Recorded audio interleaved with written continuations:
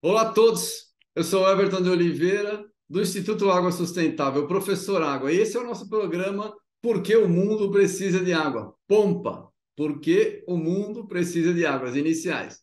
E a gente traz no nosso Pompa aqui pessoas que têm uma dedicação às águas. As águas são um tema assim gigantesco, tem muita coisa legal e tem muita gente boa no Brasil, como vocês estão vendo pelas nossas entrevistas. E hoje eu tenho o prazer de trazer para vocês aqui o amigo Cristóvão Fernandes. Cristóvão Vicente Escapulatempo Fernandes. Que na mão, hein? Vamos lá, ele é engenheiro civil e mestre em hidráulica pela Federal do Paraná.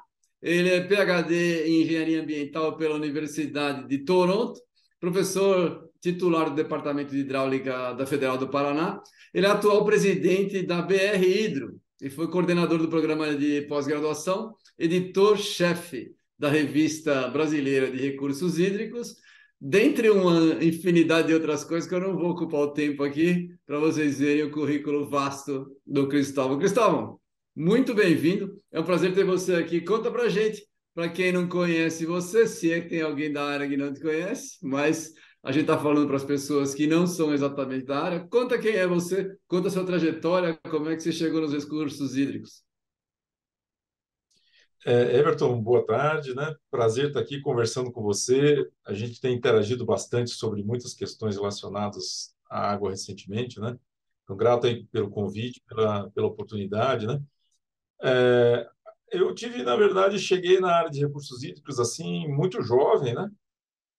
E me lembro muito bem de duas principais influências assim. Eu me lembro no meu processo de formação como estudante do curso de engenharia civil, resolvi fazer iniciação científica, estágio, no Centro de Hidráulica e Hidrologia, professor Parigô de Souza, e fui trabalhar com hidrologia com um professor chamado Fábio Ramos, já falecido, recente, que naquela ocasião estava recém retornando dos Estados Unidos, do seu doutorado, e, e o Fábio tinha uma cabeça absolutamente transversal, super empolgado, e o tema era água e energia, a hidrologia aplicada com energia, e foi ali que começou a minha paixão pela água, realmente. E no mais particularmente, eu tenho um tio que foi uma forte influência e uma referência. O nome dele é Orlando Strobel. Ele também envolvido com questões de hidrologia e o assunto sempre foi água e a água entrou na minha vida desde então, seguindo a minha carreira. Então, como tudo na vida, né? Referência é importante, Everton, para a gente começar a nossa trajetória.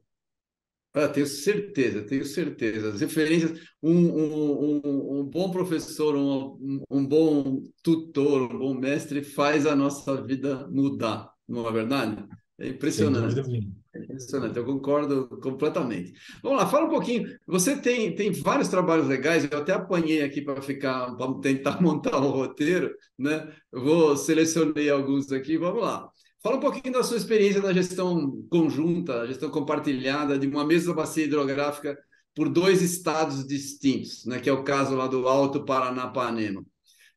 Quais foram os resultados desse trabalho, resultados positivos, negativos, lições que você consegue passar? Porque é um trabalho que está, hoje em dia, está em voga, né? Como é que você faz gestão compartilhada, água cruzando fronteira? É uma coisa interessante. Você já tem um trabalho de sucesso. Fala para mim aí, Everton, eu acho que vale a pena contar um pouco dessa historinha, né? A minha por vida, minha carreira favor. Vale profissional sim.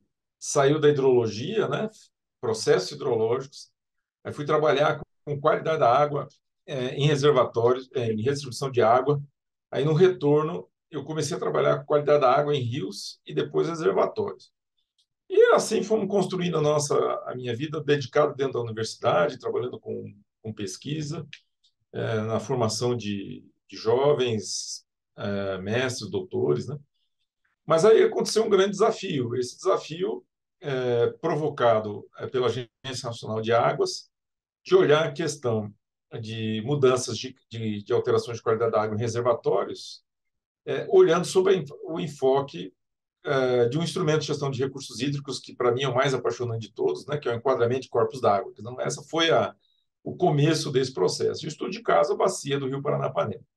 E como você falou, tem essa peculiaridade, uma bacia federal, 2 estados, vários comitês de bacia, mas particularmente um grupo muito ativo de técnicos, gestores de recursos hídricos, estudantes, universidades, todos envolvidos com a causa da gestão adequada de qualidade da água. Bom, esse projeto começou com o desafio de construir ferramentas computacionais para avaliação do enquadramento. Só que à medida que a gente foi caminhando, né, a ferramenta computacional, né, você implementa um modelo, né, tem que calibrar, tem que ter dado. Ele fica assim, bom, e agora? O que eu faço com isso? Né? Foi quando, estimulados aí pelos técnicos da Agência Nacional de Águas, particularmente o Marcelo Souza, a Diana Cavalcante, o, e outros, né, a ideia de vincular a questão de avaliar metas de enquadramento a partir de ações de uso da terra. Então, essa foi a beleza do projeto. Então, a integração do que acontece na bacia, as emissões de poluição, a chegada no rio, como é que ele transporta, como é que ele chega no reservatório. E quando a gente vai estabelecer uma meta de enquadramento, eu consigo estrategicamente definir aqueles locais da bacia que eu preciso fazer ações prioritárias e que vão dar resultados, em tese, mais eficazes. Então, essa foi a beleza desse projeto, desse produto, está divulgado, está aí na internet, então, mas ele foi fascinante porque ele não foi um produto feito pela universidade. Ele foi um produto construído pela equipe de projeto, estimulado por uma pergunta, o que muda um pouco esse enfoque. Né? Às vezes a universidade fica muito encastelada, os pesquisadores achando que eles têm que construir resposta para todas as perguntas. Então, na verdade, nós temos que ter perguntas e construir respostas juntos, né? Acho que essa foi a beleza desse projeto, Everson. É muito fascinante, inclusive, né? Dentro dessa ótica, vamos assim dizer. Deixa eu só tentar mais um pouco. Como é que você fez o uso da terra em relação aos recursos hídricos? Você dá para esclarecer um pouquinho para quem não está por dentro? Sim, o primeiro, a autorrepresentação, né, espacial, utilizando a organização territorial de autobacias, como que é a ANA. Então, dentro de cada autobacia, a partir das diversas formas de restituição, né? Modelo digital de elevação, de tudo que tem ali dentro, né? Então, você tem lá o seu shapefile com todas as informações e tabela de atributos do que tem numa determinada área. Muito bem. Em cima disso, foi aplicado um modelo de estimativa de emissão de poluição. Esse trabalho foi coordenado pela professora Regina Kish. Fez um trabalho fantástico os diversos caminhos de poluição. Poluição pontual, poluição difusa, vem de esgoto, vem de, de áreas de cultivo, né, que é uma peculiaridade bastante forte na bacia, e você vai Sim, estimando quanto que você emite, né, de poluição. correto. Nesse caso, nesse projeto particular, a gente ficou focado em matéria orgânica, nitrogênio e fósforo. Essas cargas entram no rio, eles têm os mecanismos de transportes tradicionais, né? Eles chegam no reservatório e, portanto, eu consigo, em tese, e na prática a gente fez isso, na verdade, desculpa, conseguimos modelar todo esse caminho para poder entender o caminho da poluição e, portanto, comparar com os limites de classe estabelecidos pela legislação. Então, mais ou menos essa que foi a lógica, né? Entender os caminhozinhos Interessante. onde e usando E uma como é que ferramenta. vocês. E como é que foi a relação entre. Porque a bacia você tem um pedaço no Paraná e outra em São Paulo. Como é que foi a relação entre os técnicos? A gente sabe que técnico conversa, mas entre as instituições é que é mais complicado. Como é que foi? Então, esse é um desafio que não é só na bacia do Rio Paranapanema, mas do Brasil inteiro, né? Nós temos uma Exatamente. estratégia de banco de dados que possa ser comum para todos os interesses, né? Então, de fato, a gente conseguiu construir a partir do banco de dados, de que todos eles disponíveis, CETES, DAE, IAP, IAT, ANA, construir aquele conjunto de dados secundários necessários para que a gente pudesse fazer as simulações.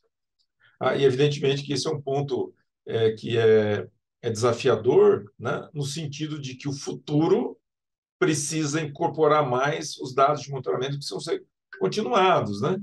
Então, dentro dessa lógica, a gente construiu ali uma janela que nós tivéssemos dados consistentes para fazer essas simulações.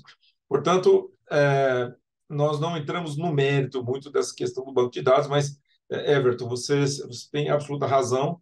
O Brasil precisa de ter um conjunto de regras que sejam comum a todos os bancos de dados, a gente possa interagir entre os respectivos órgãos, né? É só fazer um detalhe, Everton. A gente precisa agora exaltar todos aqueles gestores que estão na linha de frente dos órgãos de recursos hídricos, órgãos ambientais. Esses caras trabalham muito para construir esses bancos de dados, né? E esse trabalho não é muito valorizado, né? Então, e aqui render um pouco essa valorização desse profissional, né? Que está na linha de frente de todos esses interessantes órgãos aí, construindo a gestão da água do Brasil. Eu concordo com você. O trabalho está disponível para as pessoas, a gente pode, a pessoa pode fazer download, como é que é? Conta para a gente aí. Isso está no site da ANA, né? E está no site do Comitê do Paranapanema. Eu não tenho o link aqui Não, especificamente, não, mas mas depois eu distribuir. nós vamos deixar o link anotado no vídeo, o pessoal pode baixar. Você passa para a gente e vai estar. Tá, O link passo está aí, é sim. só vocês baixarem, clicarem e E baixarem o aí você material. Não tem tem o problema. link do resultado do projeto. Exatamente. Muito legal, muito legal. Eu gostei muito do trabalho, eu acho que é um trabalho que o caminho tá certo, né? E os dados estão disponíveis também para o público, quem quiser O- acessar e trabalhar pode pegar? Os dados estão disponíveis, foi feito um Google Site, né? Onde tem acesso a todos os modelos que foram utilizados, os dados que foram utilizados. Então, a gente passa esse link também e aí fica bem fácil para Ah, interagir legal, ótimo, ótimo. todos os Eu técnicos recomendo, do projeto. eu recomendo o pessoal dar uma olhada. O trabalho é de fato muito legal. É um trabalho que mostra caminhos. Vale a pena dar uma olhada se você é da área, está interessado em como foi feito. É muito, muito interessante. Eu gostei bastante do trabalho. Vamos falar de outro assunto. Você morou lá no Canadá, morou perto lá de Waterloo, morou em Toronto, cidade um pouquinho maior, né? E os dois países, essa é uma coisa que eu sempre penso, conversei muito com as autoridades canadenses, os dois países são talvez os dois países do mundo com maior quantidade de água doce no planeta, né? Ou seja, Brasil e Canadá têm uma quantidade imensa de água doce, né? A pergunta é, por que você escolheu lá Toronto? Às vezes a gente é escolhido, mas por que você escolheu? E quais as semelhanças, diferenças, o que dá para usar de lá para cá? O Everton, todo o processo de sair para morar fora do Brasil para fazer doutorado, né, tem uma história muito longa, mas eu vou simplificar para Verdade. você que eu acho que é muito relevante para quem aqueles que estiverem nos ouvindo, né, para a gente nunca desistir daquilo que a gente acredita, né? A Eu me verdade. lembro que foi um processo muito doloroso, à medida que você vai fazendo juntando todos aqueles documentos, né? Quando estava tudo meio que encaminhado para dar tudo certo, a minha esposa ficou grávida, portanto a gente esperou um pouquinho para ir para uma segunda fase. Aí eu tinha três oportunidades, duas universidades nos Estados Unidos e uma no Canadá.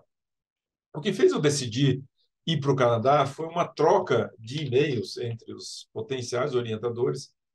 E o meu orientador fez uma frase que eu nunca vou me esquecer naquela ocasião, que ele diz o seguinte: olha, o seu processo foi muito rigoroso de escolha aqui, né?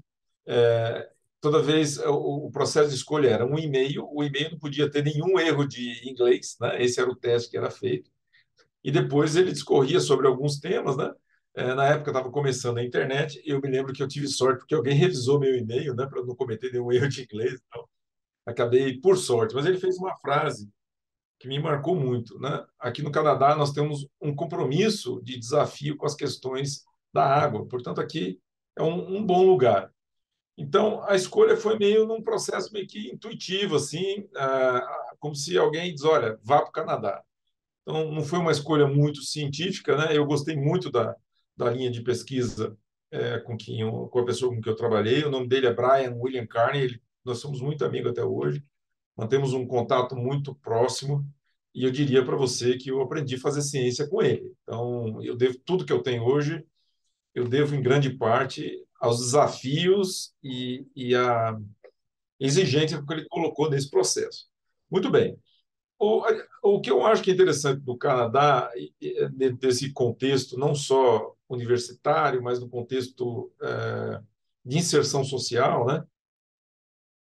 É um país multicultural, né? Então, ele é aberto a todas as diferenças. Então, lá você tem contato com a pluralidade, você com as diversas culturas, né? E todos eles tendo que, dentro de uma característica que é o país, né? O país é todo desenvolvido numa linha que vai da costa leste à costa oeste, né? Praticamente, porque mais acima disso é muito frio, né? Nós estamos falando entre 35 e 40 milhões de canadenses, né? De diversas naturezas, de diversas origens, né? Então, essa inserção nesse contexto é muito próximo do Brasil. Nós só não temos, talvez, aqueles valores éticos e morais que a gente observa lá. Né? Nós temos que crescer muito para chegar nesse nível de respeito que a sociedade canadense conseguiu. Sim. Então, foi mais ou Educação, menos né? assim É essa. educação, é educação. Eu vejo isso também, é verdade. É Isso. verdade. Ah, então, e aí no contexto de olhar para a escolha do ponto de vista da pesquisa, né? Foram 4 anos estudando as questões relacionadas com a água. Então, se eu tivesse ido para qualquer outra universidade, né? O efeito seria o mesmo, porque no final da história não é a universidade que faz o aluno, é o aluno que faz a universidade, né? É a dedicação que você vai construindo. O que a universidade ofereceu, na verdade, foi as ferramentas, aquela infraestrutura necessária para fazer a pesquisa.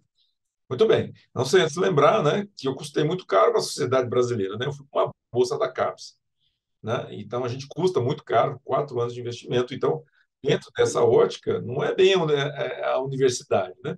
Então, no final da história, juntou tudo, né? Tudo de forma positiva, né? Desejo de estudar, a possibilidade de imersão, um orientador que de fato me forçou a pensar. Eu não era cientista, né? Ele me forçou a pensar como cientista e me formou realmente, né? E aí, como eu já comentei anteriormente, né? É uma pessoa muito importante na minha vida. Não, Então, eu legal. Mas tenho orgulho de a ter minha coisa, estudado no Canadá. a minha história é meio parecida, tanto que a semana que vem eu vou viajar com o meu ex-orientador, a gente ficou super amigos, a mesma coisa. Isso É é uma legal. pessoa extremamente importante, causou. Vou te falar uma pergunta. Em relação à quantidade de água, eu sempre penso que o Canadá e o Brasil deveriam ser, talvez, líderes de criação de regras para o uso de água no mundo, porque tem muita água, né? Em geral, a gente vai a reboque dos países que não têm água e que causam, que fazem as regras para quem tem essa quantidade, né? Então, acho que a gente teria que transformar em algum poder econômico, alguma coisa política para nós. O que você acha disso?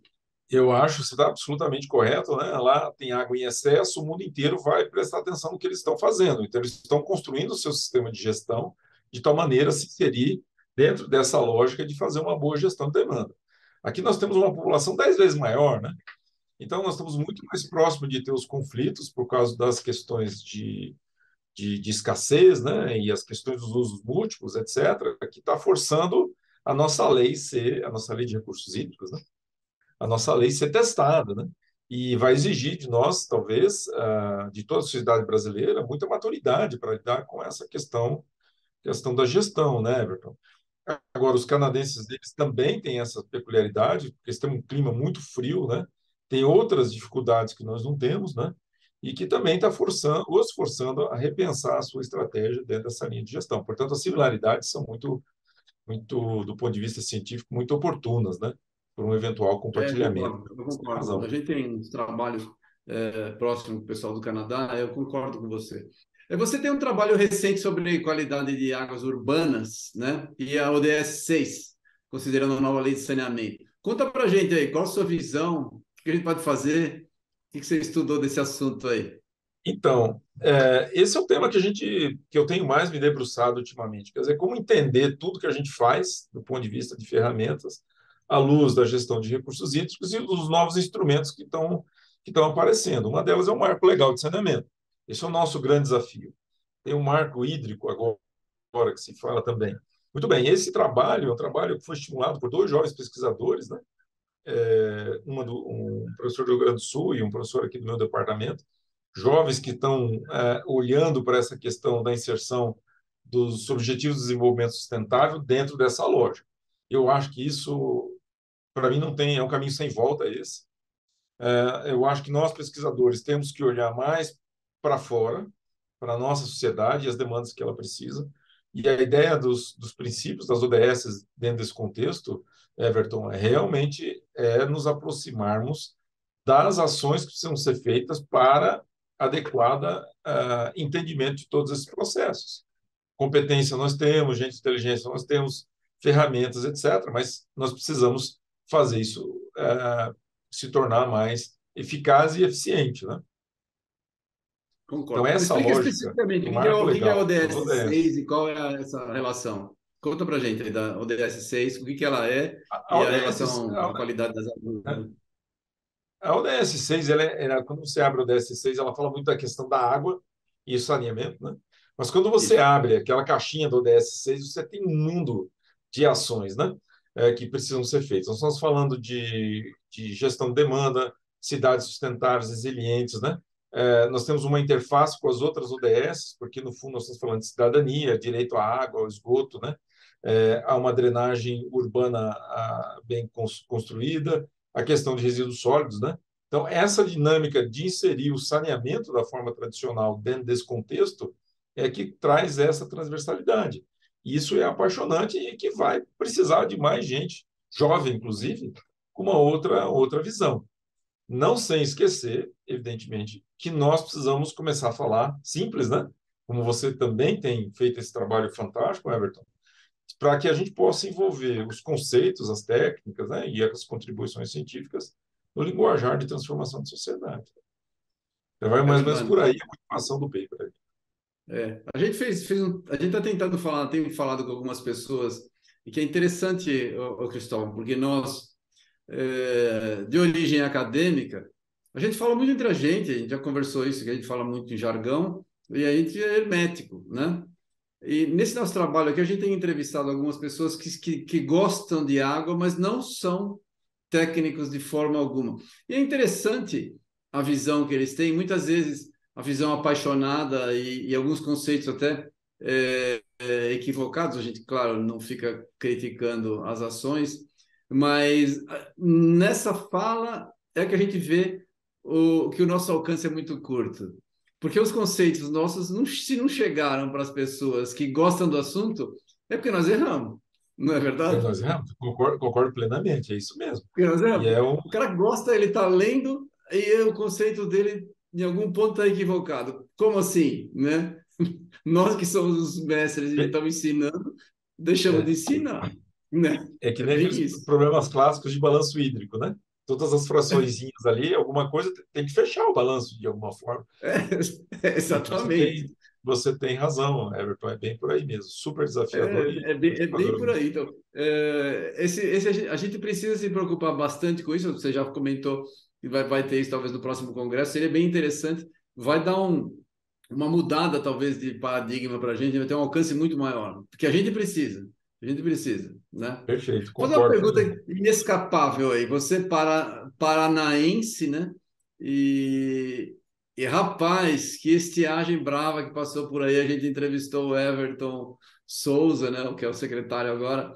Conta para a gente o que tem o que tem sido feito, o que precisa ser feito para que o Estado esteja preparado para esses eventos extremos, né? Como a gente tem chamado, em relação à água. Everton, essa foi uma experiência muito rica, porque eu sou sul-mato-grossense, né? Sou de Campo Grande, Mato Grosso do Sul.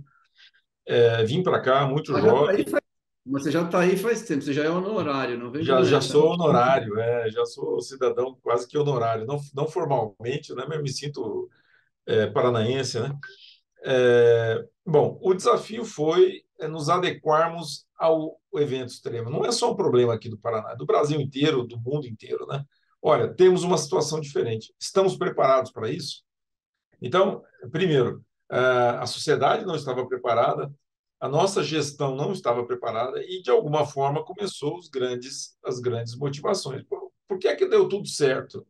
Porque nós temos pessoas competentes nos diversos órgãos, na empresa de saneamento, nos órgãos de recursos hídricos, etc., que à medida que a pressão vai sendo construída, o bom senso vai, vai ajudando. Ou seja, nós temos que conviver com a resposta da natureza e nos adaptarmos rapidamente a essas questões. Então, o Estado do Paraná agiu de forma muito rápida. a empresa de saneamento e os órgãos gestores, quer dizer, eles construíram a sua base de diálogo para construir as soluções. Eu tenho algumas críticas em relação a isso, talvez não seja bem o caso de explorarmos aqui agora, mas eu ainda acho que nessas questões de eventos extremos, a, a, a sociedade técnica, os órgãos gestores, as empresas de saneamento e as empresas, de um modo geral, têm muita dificuldade de acreditar nos instrumentos de gestão de recursos hídricos, na Lei 9433, como estratégia de construção de consenso e buscar soluções com antecedência. Mas, de qualquer forma, eu acho que a sociedade se mostrou resiliente, conseguiu passar pelos momentos mais difíceis, com uma forma de comunicação clara com a sociedade ajudando também, e, portanto, mostrando valores de resiliência, né, desse Eu contexto. concordo, eu concordo. Aquele problema que nós enfrentamos. Quando falta água, todo mundo pensa no assunto. Passou, o assunto Todo mundo morre. esquece. E aí, e gestão, não dá para fazer gestão só no momento da emergência. Você tem que Exatamente, é. Aí você entra trabalhar com é, antecedência, né? Com isso. calma. Eu acho Isso que a é, nossa sociedade amadureceu muito nessas questões de salas de crise, salas de situação, né? Nós temos vários sim. exemplos espalhados pelo Brasil. O setor elétrico também deu bons exemplos de tentativa de adaptação dentro desse contexto.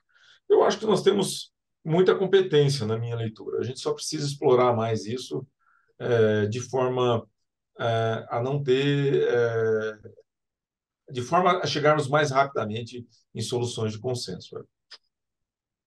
Então, nós entrevistamos um grafiteiro, né, que fez um trabalho, ele trabalhou com água, ele mora num lugar que alaga pelo menos uma vez por ano na casa dele, lá onde ele mora, e ele tem uma ação, ele falou, a gente fez uma vez um evento de grafite pela água, né, e ele tem, engraçado que ele é grafiteiro, hip hop, que eu nem sei direito o que que é, né? Mas foi aprender lá para falar. E ele falou assim, e surgiu o grafiteiro para trabalhar com água, mas assim, parecia rato, saía dos bueiros, gente, para fazer coisa no assunto, que é um assunto que moveu muita gente. Sem dúvida. Então, aí eu fico pensando, olha que interessante. Ele fez uma coisa absolutamente popular de um grupo de pessoas que está completamente distante do mundo de gestão, do mundo técnico de água, e todo mundo mobilizado por uma causa comum, né? E a gente tem essa desconexão completa entre o que, Exatamente. né? Ou seja, Essa é uma existe ótima aí reflexão. um gap que a gente tem que preencher, tem que Sem aproximar, dúvida. Não há né? dúvida. Interessante. Vou fazer uma pergunta, a pergunta difícil aí, se você conseguir responder, senão não tem problema, pode só enrolar que também é bem-vindo. Falando Pois. do teu trabalho na BR Hidro, né? A pergunta é como é que era e como deverá ser a BR Hidro quando se espera mais protagonismo da água na economia e na política mundial? Não é uma pergunta Rapaz, fácil, essa é uma pergunta difícil. Aliás, muito. no evento Nordeste semana passada, o professor Lana fez exatamente essa pergunta. O professor Lana tem ampla experiência na área de gestão de Sim, a gente recursos. já entrevistou o Lana aqui, se vocês quiserem, eu vou deixar o link aqui para vocês darem uma olhada. O Legal. Lana tem grande experiência, é E, verdade. e ele, de fato, ele traz esse assunto desta forma. Eu penso da seguinte maneira: a BR Hidro tem uma história fascinante de 45 anos. E a sua história deixou um legado, e esse legado é a Lei 9433, que nós temos muito orgulho. Quer dizer, isso foi construído dentro dessa lógica. Evidentemente que todas as parcerias, as conexões ao longo desses 45 anos envolveram também as outras associações, né? A ABS, a ABAS, e outras, né? De grandes barragens, enfim. Isso é um detalhe importante. Todos motivados a construir uma lógica que possa dar uma contribuição, no fundo, para a sociedade. Bom, temos uma questão cronológica importante. Existe uma transição de gerações. Portanto, nós temos jovens chegando na associação. Então, para atender essa questão que você está colocando e continuar esse protagonismo, nós pensamos da seguinte forma: vamos continuar fazendo o que a gente faz, mas com algumas características. Primeiro, descentralizando, por exemplo, a nossa ação de tal maneira para que os associados se sintam parte dela e possam ajudar a construir os grandes temas. Todas elas no entorno disso que nós estamos conversando aqui hoje. A segunda, estruturar a associação regionalmente. Então, nós acabamos de encerrar um processo conduzido pela professora Thalita Silva, da UFMG, de escolhas de representantes, dos 5 representantes representantes das 5 principais regiões brasileiras, né, para que a gente possa ter a nossa contrapartida técnica, científica e institucional das interpretações da associação. Portanto, está mais próximo dos grandes temas.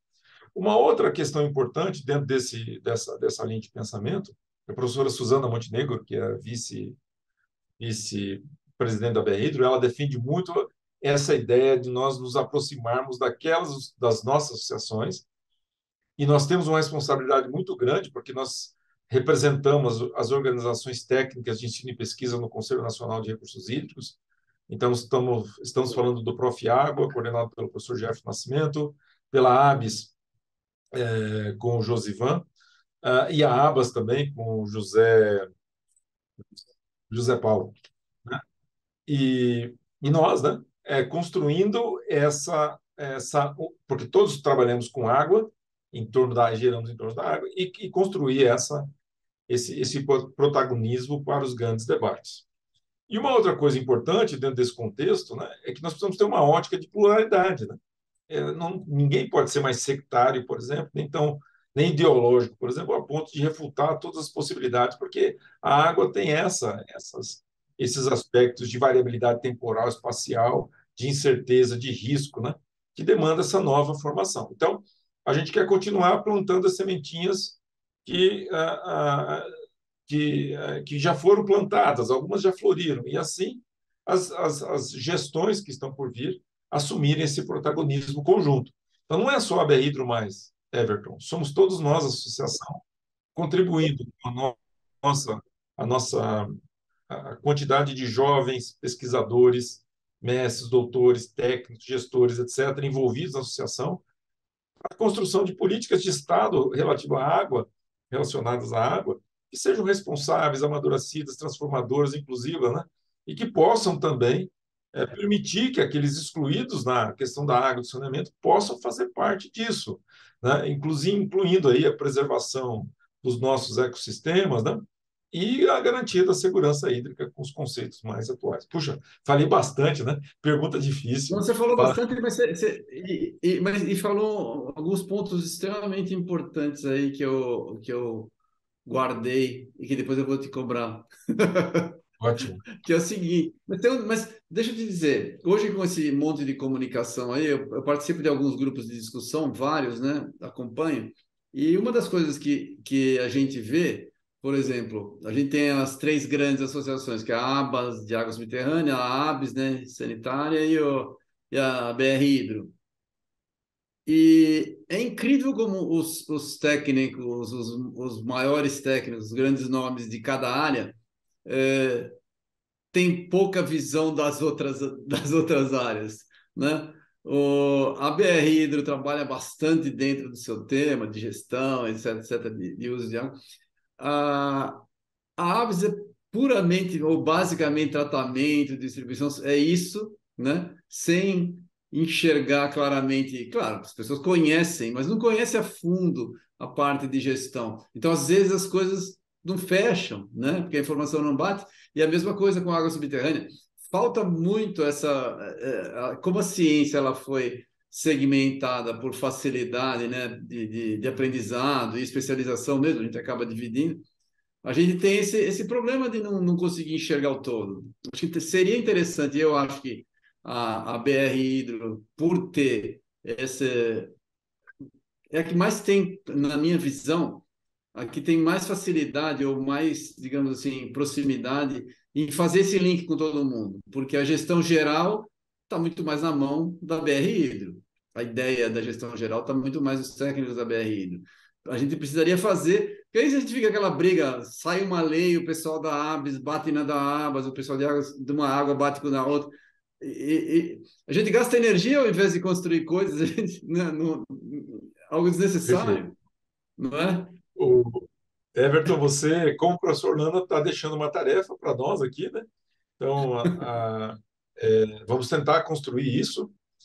Recentemente, a semana passada também teve o Congresso de Latino-Americano de Hidráulica lá em Foz do Iguaçu, organizado aí pelo professor Poleto, o professor José Dalpré e o do André Sotero. E o professor Tobias Blenning, aqui da Federal do Paraná, fez uma pergunta que é exatamente essa, né? Será que a gente precisa ter várias associações ou uma associação só, né? Agora tem a Associação Brasileira de Engenharia Hídrica, etc. A minha opinião foi como a de todos ali, né? Tem espaço para todos, mas nós temos que trabalhar juntos. Eu acho que não existe mais espaço para a gente ficar querendo cada um no seu nicho, né? Eu acho que nós somos um só dentro desse contexto. E você tem razão, vai exigir de todos nós muita maturidade, né? Olha, vamos construir as grandes pautas pensando de forma integrada. Aliás, os processos hidrológicos nos ensinam isso, né?